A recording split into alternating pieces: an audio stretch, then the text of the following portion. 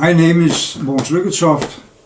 I've been in Danish politics for many years, and I was in 2015 to 2016 the President of the UN General Assembly. I experienced during that time the very strong resistance from all over the world against the American blockade of the Cuban economy, with its extraterritorial consequences. Ships going to Cuba are not able to land in America, and so on. And all this have, over the years, of course, damaged the Cuban economic development, but it is also condemned as a very heavy breach to any kind of international norms.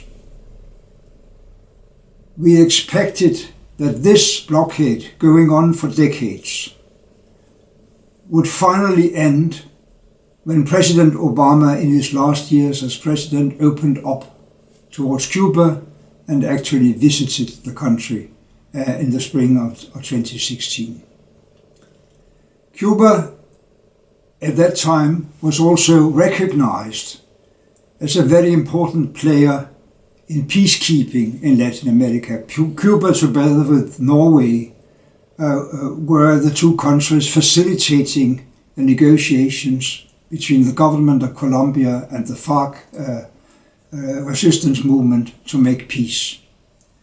And I was personally in Havana, Cuba in June 2016 to meet with those who were negotiating the peace, including nearly all presidents of Latin America and the Secretary General of the UN as well.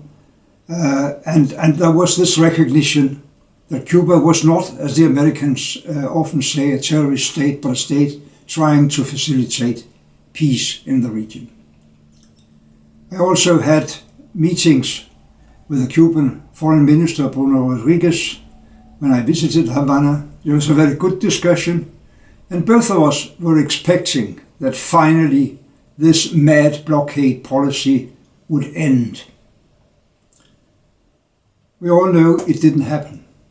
I think most people also following the development recognize that it didn't happen because President Trump was elected, turned around the American policy, but also that the Cuban exile voters, particularly in the state of Florida, became so important in the very delicate play about American presidency that even the present president have not done anything to remove the unacceptable blockade of Cuba in spite of the opinion of the whole global society.